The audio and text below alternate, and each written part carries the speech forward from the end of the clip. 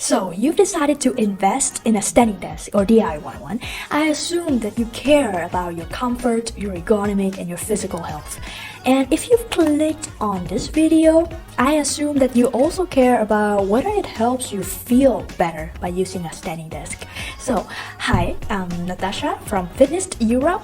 And in today's video, let's dive into the question, can you improve your mood using a standing desk? Well, it's a common belief that your feelings should affect your body, right? For example, before a presentation, when you feel nervous or anxious, then your body should react by, I don't know, your palm gets sweaty, your throat is dry, or your voice gets trembles, you know? Like when you're scared, when you feel scared, your body is smaller, you make yourself smaller.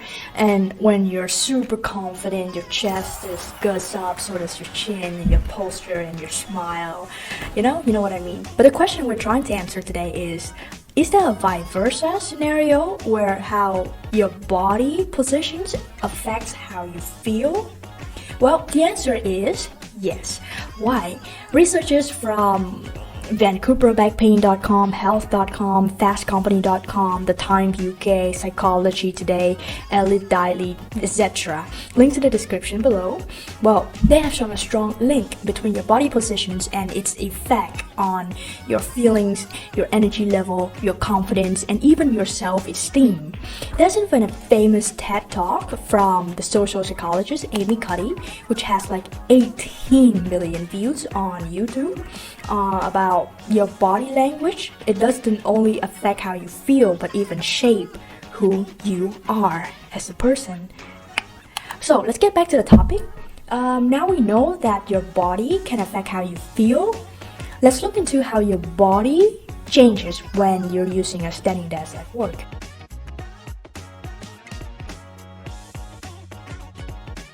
Well, change number one, you can breathe deeper. When you sit, especially when you're tired, you have a tendency to slump yourself, which is bad because it contracts your body and all of its organs, especially your lung.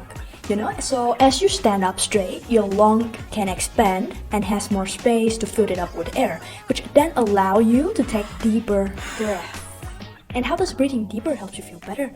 That's the same outcome that you can expect from that yoga class or that deep breathing exercises. Well, the reason behind it is as more air flows through your body, more oxygen that can travel to your brain, hence calming your nerve and makes you feel better.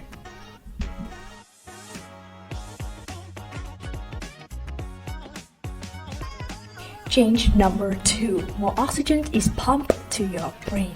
Well, when you stand, your blood pumps faster to your brain, giving it more oxygen. Like we said in the earlier section, giving more oxygen can calm yourself down. But did you know that it does not only calm yourself down, but it also accelerates your mental functioning or your cognitive ability? According to Healthline.com, every emotion you feel is affected by your brain and vice versa. So basically, when your brain can function faster and more relaxed even, then you should feel the same. You should be more relaxed and your work productivity should also increase. However, guys, so basically you should feel the same. You should be relaxed and at the same time being more productive because your brain being more productive because your cognitive ability is better. Don't forget to stay hydrated. Did you know that a thirsty brain requires more oxygen to perform a task than a hydrated one? A study done by Science Alert actually said that if you stop drinking water, your brain would start shrinking in size. Well, in short, drink water and stand up more to shoot more oxygen to your brain.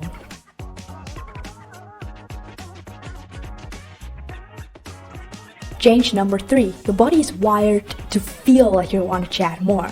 Have you ever wondered why at different types of parties there are different types of setup? For example, in formal restaurants, you tend to sit like opposite to each other and the chair and the desk are usually heavy and fixed. Meanwhile, at, let's say, cocktail parties, then there are less desk and chair setups and you have more rooms to move around. Now, let me ask you a question.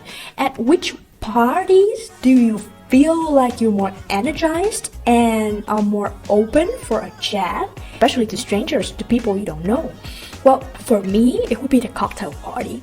I guess that you may be the same as me.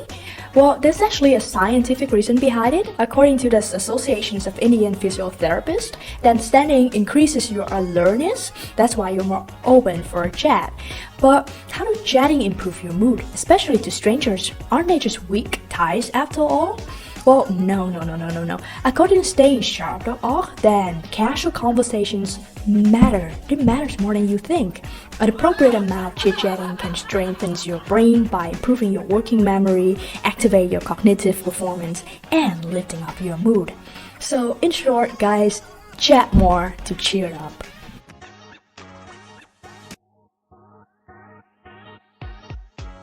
Change number 4. You make more small movements. Well, small movements are underestimated, guys, to be honest. From my personal experience, I used to think that small movements, such as walking, is such a waste of time. I mean, if I want to work out, why don't I just go out and run? Or else just stay at home and chill, you know?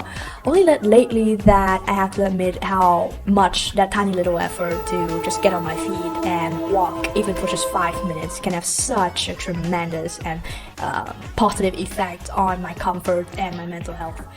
Well, with that spoken, I have a question for you. Let's say there are two people, person A and person B, and person A sits for 8 hours a day and then work out vigorously for 1 hour after work, let's say 3 times a week.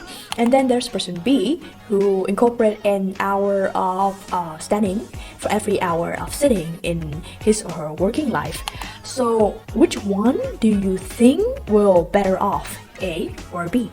I want to give you an answer, but I have found 2 pieces of research that we can go through together. One is from the University of Leicester, which states that when you reduce your sitting time, it is more important than working out vigorously in preventing diabetes. And the second piece of research is from the University of Missouri in 2007. They also pointed out the danger of too much sitting and emphasized the benefits of low non-exercise activities that people have been underestimating. They found out that small movements play a big role in not only preventing diabetes, but also obesity, metabolic syndromes, and cardiovascular diseases. So now we know that small movements matter. Well, you may say, what is small movements?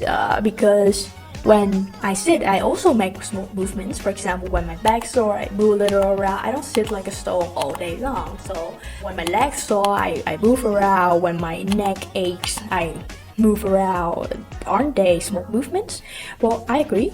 It's completely correct. They are small movements, and you don't even need a standing desk to initiate the small movements, because even if you have one and you're too lazy to use it to stand, then no difference would be made. A standing desk can make those small movements easier to be incorporated into your life, but it's up to you whether to welcome it as a part of your life or not. In conclusion, when you stand, you're helping yourself breathe deeper and feeding your brain more oxygen and making yourself more alert and friendly for casual conversations, and making it easier to incorporate small movements to your life. And all of that combined can already making you feel so much better comparing to sitting for 8 hours a day.